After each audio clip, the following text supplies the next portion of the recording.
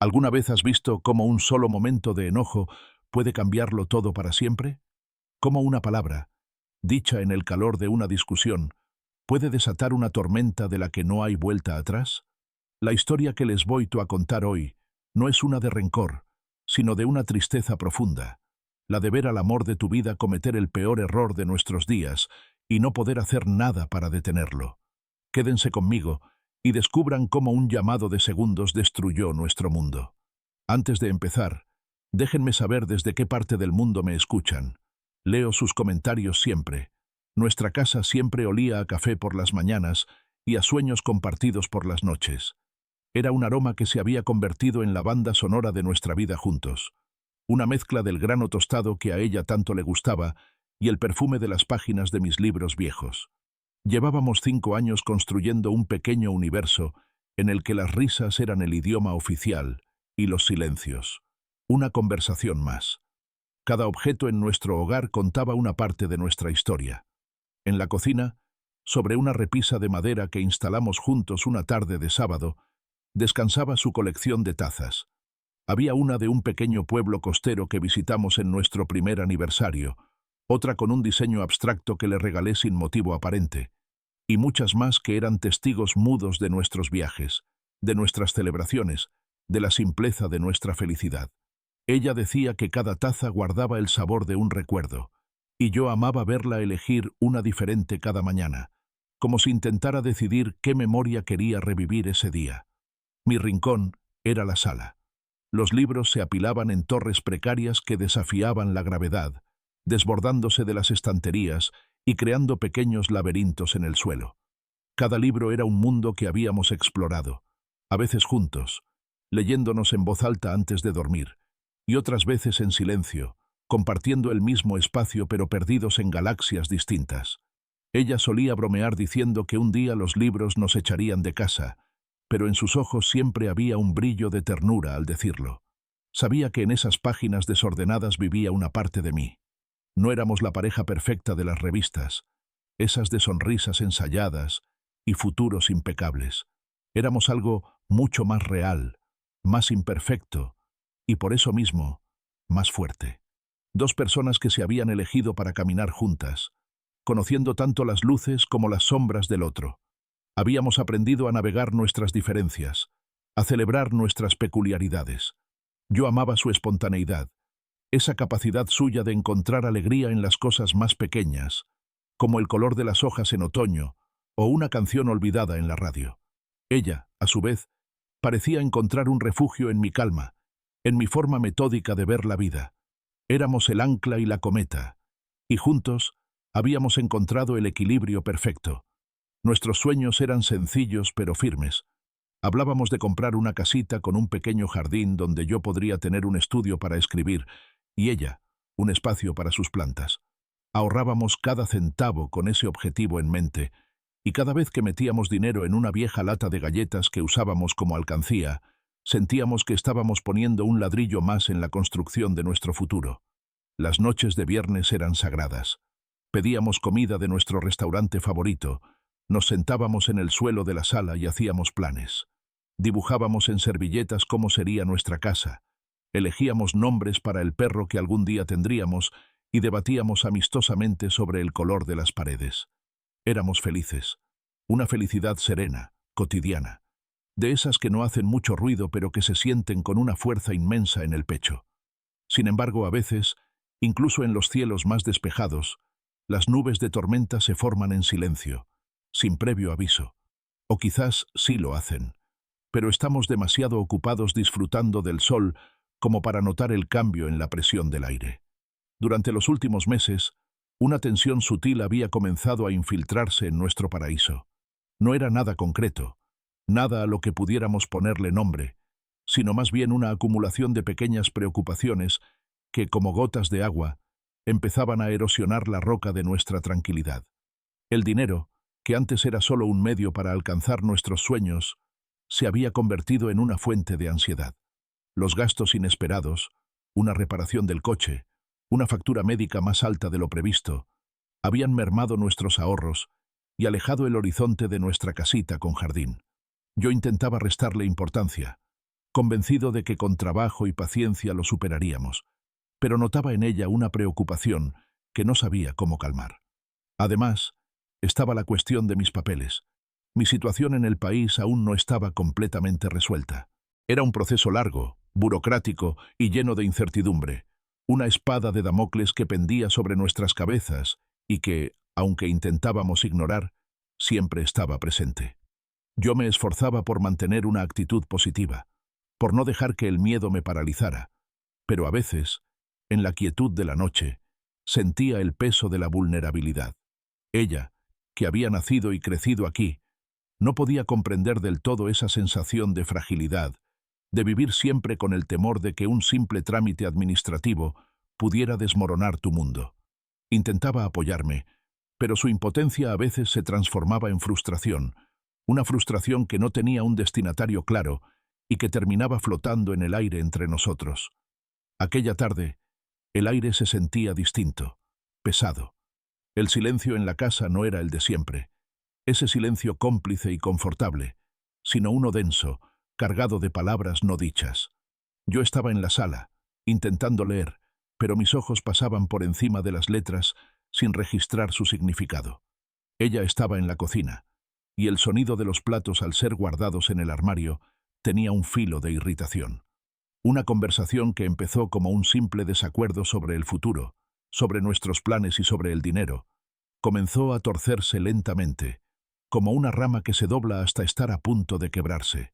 Yo había sugerido que quizás deberíamos posponer el sueño de la casa por un tiempo, ser más realistas. Lo dije con la mejor de las intenciones, buscando aliviar la presión que sentía que nos ahogaba. Pero ella lo escuchó como una rendición, como si yo estuviera renunciando a nuestros sueños, a nuestro futuro. No eran los temas en sí, sino la frustración que ambos llevábamos dentro por otras cosas, la que empezó a hablar por nosotros. Su miedo a la inestabilidad económica y mi miedo a la incertidumbre de mi situación migratoria chocaron en el centro de nuestra sala, desatando una energía que no supimos controlar. Las pequeñas grietas que se habían ido formando con el tiempo, esas que habíamos ignorado esperando que desaparecieran por sí solas, de repente se unieron para formar una falla profunda que amenazaba con tragarse todo lo que habíamos construido. La calma, esa hermosa y preciada calma que había sido el cimiento de nuestro hogar, se había roto. La tormenta, sin que nos diéramos cuenta, estaba a punto de desatarse, y nosotros, de pie en el ojo del huracán, éramos completamente ajenos a la devastación que se avecinaba. La transición de un desacuerdo a una batalla campal fue tan sutil y a la vez tan vertiginosa que apenas pude registrarla. Fue como ver una película en cámara lenta y cámara rápida al mismo tiempo. Cada palabra, cada gesto, parecía estirarse en una eternidad de significado, mientras la velocidad con la que nos heríamos mutuamente era cegadora. La conversación sobre la casa y el dinero se desvió hacia terrenos más personales y peligrosos. De repente, ya no hablábamos de finanzas, sino de compromisos, de sacrificios, de expectativas no cumplidas. Sentí cómo sus palabras empezaban a cargarse de un resentimiento que no sabía que existía. Acusaciones veladas sobre mi falta de ambición, sobre mi conformismo, comenzaron a flotar en el aire y cada una de ellas era como una pequeña astilla clavándose bajo mi piel. «Es que a veces siento que soy la única que rema en este barco», dijo. Su voz temblaba, no de tristeza, sino de una ira contenida que empezaba a desbordarse. «Yo trabajo sin descanso, hago horas extras, pienso en el futuro. Y tú te refugias en tus libros, como si el mundo real no existiera». El golpe fue bajo y certero, porque atacaba directamente a mi santuario, a mi forma de procesar el mundo. El orgullo, esa bestia dormida, se despertó en mi interior. Y en lugar de responder con la calma que ella solía admirar, respondí con fuego. «Claro que me refugio», contesté, mi propia voz sonando extraña a mis oídos, más alta, más afilada. «¿Qué esperas que haga? ¿Que viva cada día con el miedo de que una carta pueda cambiarlo todo? Tú no sabes lo que es eso. No tienes ni idea de lo que es sentir que tu vida pende de un hilo, que no eres dueño de tu propio futuro». Fue la primera vez que usé mi situación como un arma contra ella, y en el instante en que las palabras salieron de mi boca, vi el dolor en sus ojos, pero ya era tarde. Habíamos cruzado una línea invisible, y el camino de regreso estaba lleno de minas.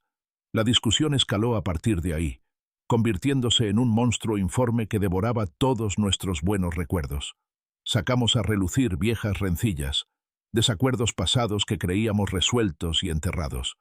Cada uno usaba el conocimiento íntimo que teníamos del otro para encontrar el punto más vulnerable y atacar. Sus miedos, mis inseguridades, todo se convirtió en munición en esa guerra absurda que habíamos desatado en medio de nuestra sala. La luz del atardecer que entraba por la ventana teñía la habitación de un naranja melancólico, como si la propia naturaleza estuviera lamentando el espectáculo. El silencio entre nuestros gritos era casi peor, un vacío lleno de tensión, donde podíamos escuchar nuestras respiraciones agitadas y el latido acelerado de nuestros corazones rotos. Yo veía en sus ojos una mezcla de dolor y furia que nunca antes había presenciado. No era la mujer que amaba, era una extraña consumida por el pánico, una versión distorsionada de sí misma que arremetía a ciegas.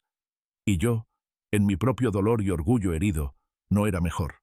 Me convertí en un muro contra el que sus palabras chocaban, devolviéndole cada golpe con la misma fuerza. «Quizás todo sería más fácil si no tuvieras que cargar conmigo», le grité en un momento de absoluta ceguera. La frase quedó suspendida en el aire, horrible, irreparable. Su rostro se descompuso. Fue una mueca de incredulidad primero, y luego de una rabia gélida que me heló la sangre. «No, no digas eso», susurró, pero su voz era un presagio. Fue entonces cuando, en un arrebato que no le pertenecía, en un gesto nacido de la más profunda desesperación, la vi caminar hacia el teléfono que estaba sobre una pequeña mesa auxiliar. Sus movimientos eran rígidos, mecánicos, como los de una marioneta. Sus manos temblaban, sus ojos estaban fijos en el aparato, pero al mismo tiempo parecían mirar a través de él, a un lugar oscuro y terrible. «¿Qué haces?», le pregunté, un nudo de pánico formándose en mi garganta. No me respondió. Cogió el auricular. «Por favor, no», supliqué, mi voz ahora un susurro. «No hagas algo de lo que te vayas a arrepentir». Pero era como si no me escuchara. Estaba atrapada en su propio torbellino de emociones. La vi marcar los números, uno por uno. El sonido de cada tecla era una sentencia, un martillazo clavando el ataúd de nuestra relación. Y en ese instante, en medio del silencio que siguió, pronunció las palabras que sellarían nuestro destino. Su voz era irreconocible, un hilo tembloroso, pero cargado de veneno. «Quiero hacer una denuncia», dijo. Y luego, mi nombre, mi identidad, mi condición. Lo contó todo. Cada detalle de mi situación irregular lo expuso al interlocutor anónimo al otro lado de la línea. Lo hizo con una precisión fría, como si estuviera dictando una lista de la compra. Cada palabra que salía de su boca era una traición, no solo a mí, sino a todo lo que habíamos construido juntos, a cada promesa, a cada sueño compartido. Llamó a inmigración. Y mientras lo hacía, no apartó la vista de mí. Sus ojos, llenos de lágrimas de rabia, me desafiaban, me castigaban, me destruían. En ese momento, no éramos dos personas que se amaban. Éramos verdugo y víctima, y nuestro hogar, ese santuario de paz y amor, se había convertido en el escenario de la ejecución más cruel. El clic del teléfono al ser colgado resonó en la habitación con la fuerza de un portazo definitivo. Fue un sonido seco, final, que cortó el aire y dio paso a un silencio como nunca antes había experimentado. No era un silencio pacífico, ni siquiera un silencio incómodo. Era un vacío absoluto, un agujero negro que absorbía todo el sonido, toda la luz, todo el aire. El mundo entero pareció haberse detenido en ese preciso instante, congelado en el horror de lo que acababa de suceder. El color anaranjado del atardecer que se filtraba por la ventana parecía haberse vuelto pálido, como si hasta el sol se hubiera acobardado ante la magnitud del acto. Permanecimos inmóviles, yo en mi lado de la sala, ella junto a la mesita del teléfono, dos estatuas en un museo de desastres. La vi mirarme, y en esa mirada presencié la transformación más rápida y devastadora que un ser humano puede experimentar. En una fracción de segundo, la máscara de furia gélida que había sostenido su rostro se hizo añicos. Se desmoronó como un castillo de arena golpeado por una ola. Sus ojos se abrieron de par en par, la incredulidad reemplazando a la rabia. El color desapareció de sus mejillas, dejándola con una palidez mortal. Fue como ver a alguien despertar bruscamente de una pesadilla, solo para darse cuenta de que la pesadilla es real y que el monstruo es uno mismo. El peso de lo que había hecho, de la irreversibilidad de su acción, la golpeó con la fuerza de un tsunami. Su cuerpo se sacudió, un espasmo violento, como si hubiera recibido un golpe físico. «No», susurró, pero la palabra no tenía sonido. Fue solo un movimiento de sus labios, un intento desesperado por negar la realidad. «No, no, ¿qué hice?» Esta vez, su voz fue un gemido ahogado, un lamento que brotó de lo más profundo de su ser. El teléfono se le resbaló de la mano, cayendo sobre la alfombra con un ruido sordo, como si le quemara, como si fuera un arma que acababa de usar y de la que ahora se horrorizaba. Se llevó las manos a la boca, intentando contener los sollozos que empezaban a convulsionar su cuerpo. Pero era inútil. Un grito desgarrador, un aullido de puro arrepentimiento escapó de su garganta. Se dobló por la mitad, como si el dolor fuera un peso físico que le partía la espalda.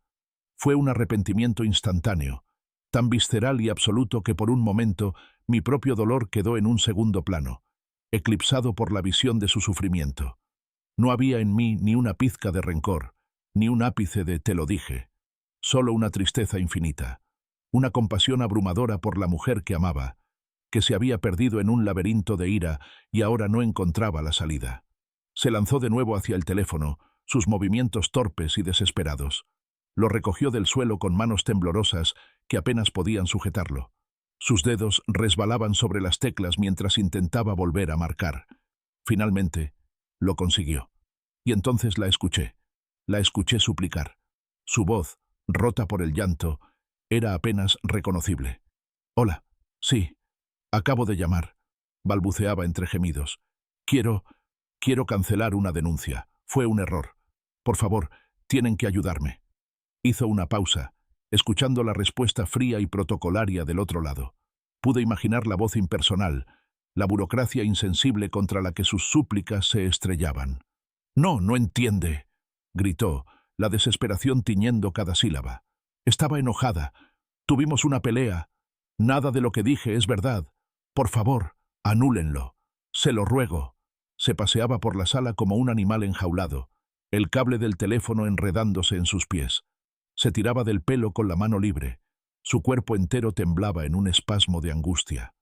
«Fue un error», repetía una y otra vez, como un mantra, como si la repetición pudiera de alguna manera rebobinar el tiempo y borrar los últimos 10 minutos de nuestra existencia. «Me equivoqué. Estaba enojada. No es verdad. Él es un buen hombre. Por favor, no le hagan esto». Pero sus palabras se perdían en el éter, absorbidas por un sistema que no entiende de emociones, que no distingue entre una denuncia hecha con malicia y una nacida de un arrebato de ira. La máquina, esa maquinaria impersonal y gigantesca del Estado, una vez puesta en marcha con una simple llamada, no se detendría. No había un botón para deshacer, no había marcha atrás. Finalmente, la escuché sollozar un último y derrotado «gracias», antes de que el auricular se le cayera de nuevo de la mano y quedara colgando, balanceándose como un péndulo que marcaba el fin de nuestro tiempo juntos. Se deslizó por la pared hasta quedar sentada en el suelo, hecha un ovillo. Escondió la cara entre las rodillas y lloró. Lloró con la desesperación de quien sabe que ha cometido el error más grande de su vida, que ha destruido lo que más amaba con sus propias manos. Y yo, desde el otro lado de la habitación, solo podía mirar, incapaz de moverme, incapaz de consolarla, porque ambos éramos prisioneros de su error. El silencio volvió a caer, pero esta vez estaba lleno de su llanto, un sonido que se me clavó en el alma y que supe, con una certeza aterradora, que me acompañaría por el resto de mis días. No sé cuánto tiempo pasó, quizás fueron solo minutos, o tal vez una eternidad se comprimió en el lapso que transcurrió entre su llanto desconsolado y el sonido que ambos temíamos. Permanecimos en nuestros respectivos rincones de la sala, dos náufragos en una isla de dolor, separados por un océano de arrepentimiento. El llanto de ella fue menguando poco a poco, transformándose en un hipo silencioso y agotado. Levantó la vista del suelo y sus ojos encontraron los míos. Estaban hinchados y rojos, vacíos de toda la luz que solían tener. En ellos leí una disculpa tan profunda, tan absoluta, que ninguna palabra habría podido expresar. Yo asentí levemente, un gesto minúsculo para decirle que lo entendía, que a pesar del abismo que se había abierto entre nosotros, yo no la odiaba.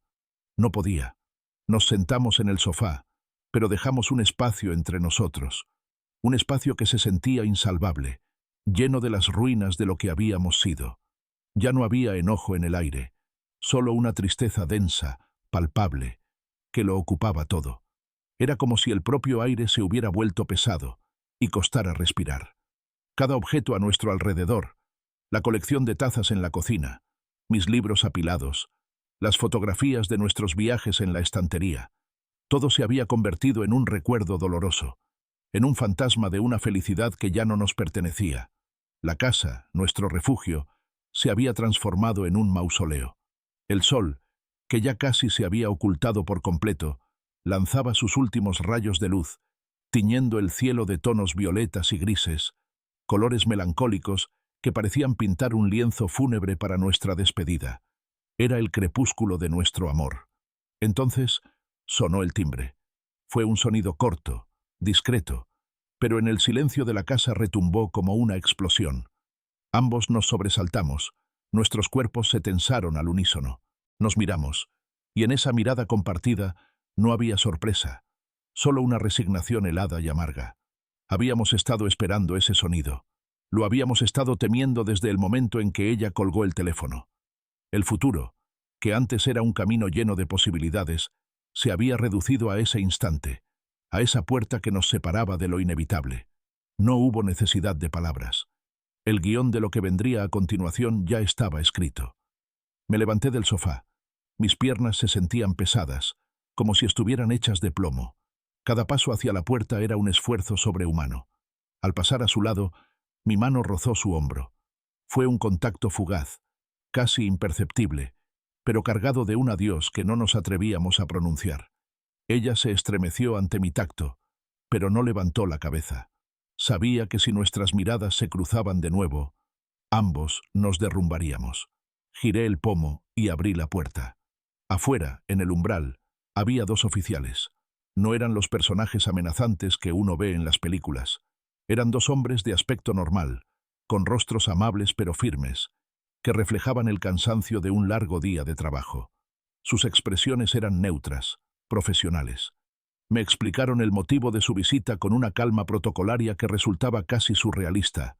Mencionaron una denuncia, verificaron mi nombre. Hablaban en un tono de voz bajo, respetuoso, como si fueran conscientes de que estaban interrumpiendo una tragedia personal. No hubo agresividad, no hubo drama, solo la ejecución fría y eficiente de un procedimiento. Les pedí si podía recoger algunas cosas. Asintieron. Volví a entrar y me dirigí a nuestra habitación. Abrí el armario y saqué una pequeña maleta, la misma que habíamos usado en tantas escapadas de fin de semana. Mientras guardaba algo de ropa, un par de libros y mis documentos, cada objeto que tocaba desataba una avalancha de recuerdos. El jersey que ella me regaló en mi último cumpleaños, el libro que estábamos leyendo juntos, la foto de los dos que guardaba en mi cartera. Todo dolía. Desde el umbral de la habitación, ella me observaba. Había dejado de llorar, pero las lágrimas silenciosas seguían trazando surcos en su rostro. Permanecía de pie, inmóvil, con los brazos cruzados sobre el pecho, como si intentara sostener los pedazos de su corazón roto. No dijo nada. No intentó detenerme. Ambas sabíamos que era inútil. Cualquier palabra sobraba. Cuando terminé, cerré la maleta y caminé de regreso hacia la puerta. Al pasar junto a ella me detuve. Por un instante, quise decirle tantas cosas. Quise decirle que la perdonaba, que la amaba a pesar de todo, que no se culpara por el resto de su vida. Pero las palabras no salieron. Quizás porque sabía que ella ya lo sabía, o quizás porque el dolor era tan grande que había enmudecido cualquier otra emoción. Solo levanté mi mano y acaricié su mejilla, secando una de sus lágrimas con mi pulgar. Ella cerró los ojos y se inclinó hacia mi tacto, un último momento de conexión antes de la separación definitiva. Salí de la casa y me encaminé hacia el vehículo que esperaba afuera. No me giré para mirar atrás. No podía. Sabía que si lo hacía, si veía por última vez la casa que habíamos llenado de sueños y a la mujer que había sido mi mundo, me desmoronaría por completo. Mientras me alejaba, la imagen que se quedó grabada en mi mente fue la de sus ojos, un universo de arrepentimiento y amor perdido. Era el final. Un final silencioso, sin gritos ni dramas, pero infinitamente más desolador. Han pasado varios años desde aquella tarde crepuscular que partió mi vida en dos.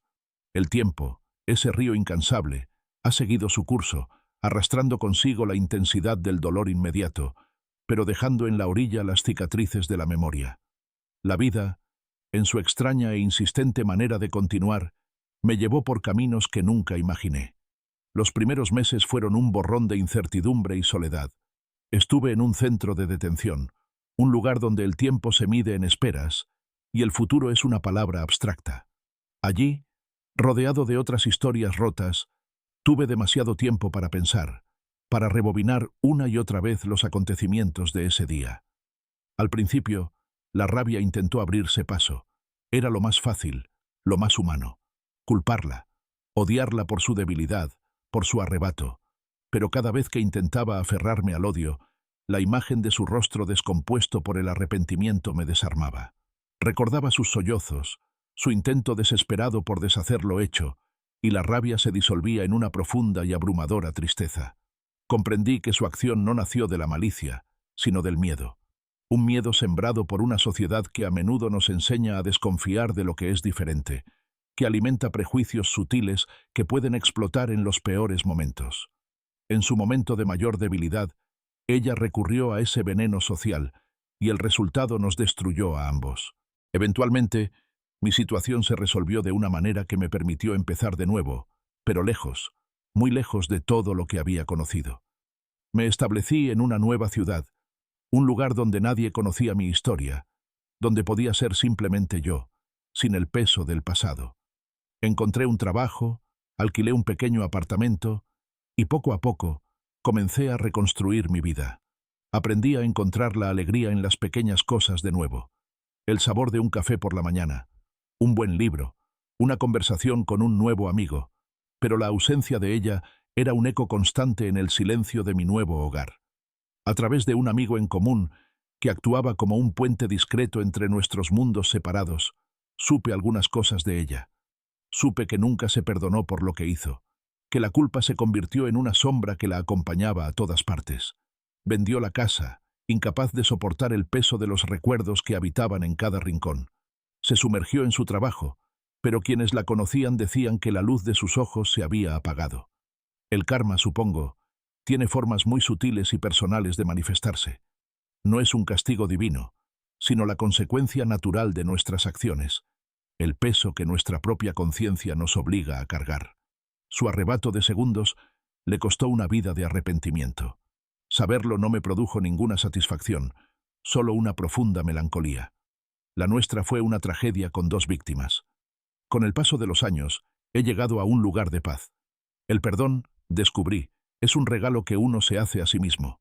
La perdoné a ella, no para exculpar su acción, sino para liberarme a mí mismo del ancla del resentimiento. Y me perdoné a mí, por mi parte en esa discusión, por las palabras hirientes que también pronuncié. Comprendí que el amor, incluso el más fuerte, no es invulnerable a las fragilidades humanas, a los miedos y a los prejuicios que todos llevamos dentro.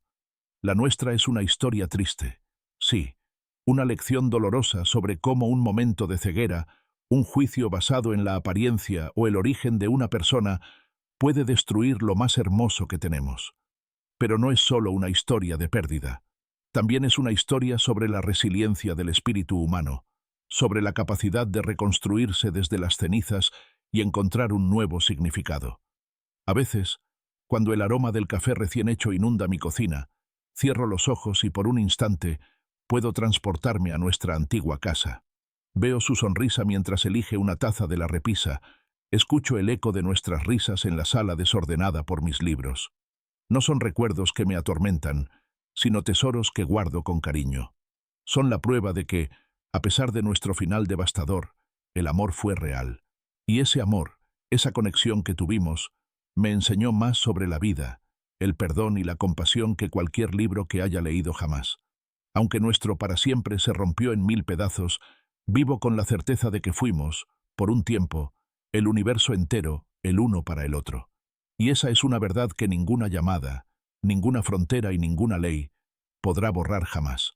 Gracias por haberme acompañado en este relato tan personal. A veces, las historias más duras nos dejan las enseñanzas más grandes. Si te ha conmovido esta experiencia, te invito a ver esta otra historia sobre un reencuentro inesperado, haciendo clic aquí. Y si aún no eres parte de esta comunidad, no olvides suscribirte al canal para no perderte ninguna de nuestras próximas historias. Nos vemos en el próximo video.